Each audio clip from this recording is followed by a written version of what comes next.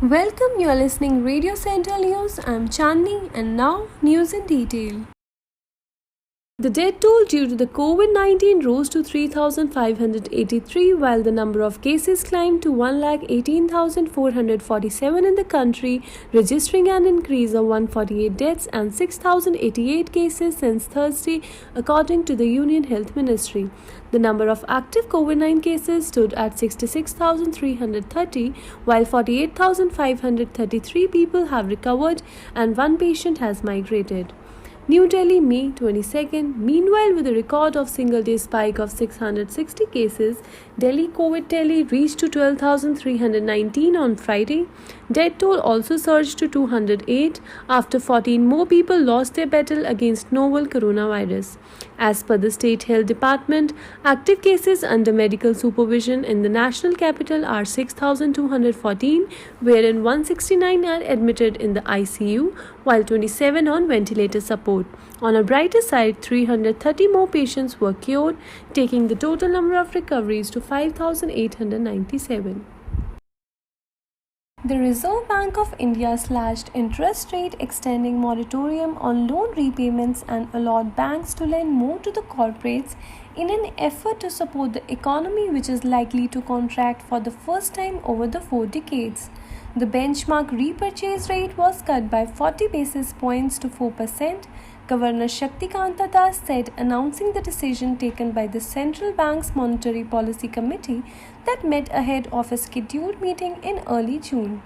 Consequently, the reverse repo rate was reduced to 3.35% from 3.75%. He said the MPC had voted to maintain its accommodative stance, implying more rate cuts in the future if need arises. The RBI supplemented the interest rate cut by extending by 3 months the permission given to all the banks to give a 3-month moratorium on payment of monthly installments on all outstanding loans, providing relief to home and auto buyers as well as real estate sectors where construction activities are already at standstill. The moratorium on interest on working capital was also extended by 3 months. Das said, interest accumulated for the 6-month moratorium period can be converted into a term loan. Further, bank exposure to the corporate has been raised to 30% of the group net worth from the current limit of 25%. A move that will allow lenders to give larger loans to the companies.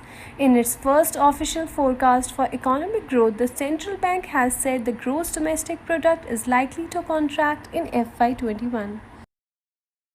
The Indian equity market closed negative on Friday at 30.672.59, down by 260.31 after 3 days rally, as RBI Governor Shaktikanta Das said the GDP growth in FY21 is expected to be in a negative territory.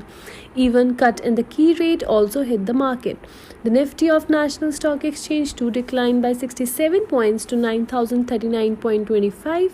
The Nifty registered days highs and lows at 9,149.60 and 8,968.55 respectively.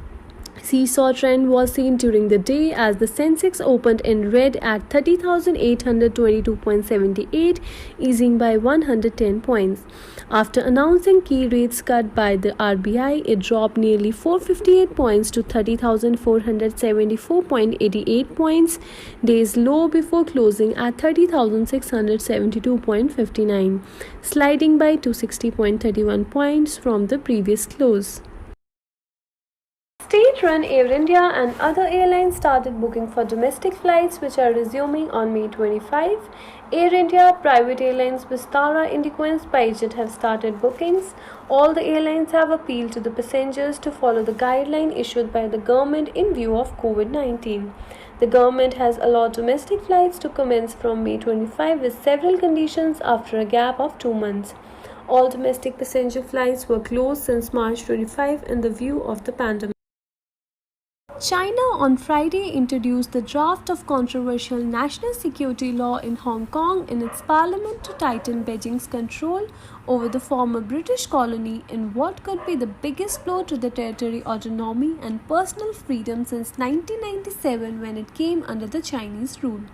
The draft bill on establishing and improving the legal system and enforcement mechanisms for the Hong Kong Special Administrative Region to safeguard national security was submitted to the National People Congress, which began its week-long session here. The new law would proscribe secessionist and subversive activity as well as foreign interference and terrorism in the city. All development that had been troubling Beijing for some time, but most pressingly over the past year of increasingly violent anti-government protest, Hong Kong-based South China Morning Post reported. The move is also significant in the China's central government appears to have all but given up hope that Hong Kong administration will succeed at passing local legislation on such a law. Amid a hostile political environment and deeply divided city, the report said. That is all for today's news bulletin. Stay tuned to Radio Central News for more updates.